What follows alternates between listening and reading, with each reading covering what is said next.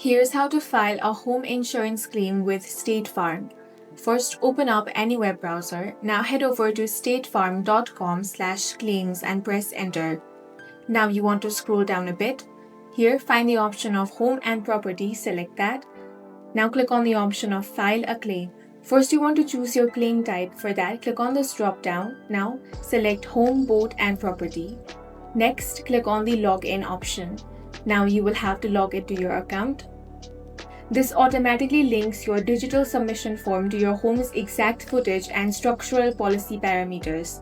Complete the interactive incident questionnaire. Provide a concise, factual narrative describing exactly what structural components or personal items were compromised. Now review your contact telephone number and email address for accuracy. Then click on Submit to send the file directly to State Farm's property underwriting queue.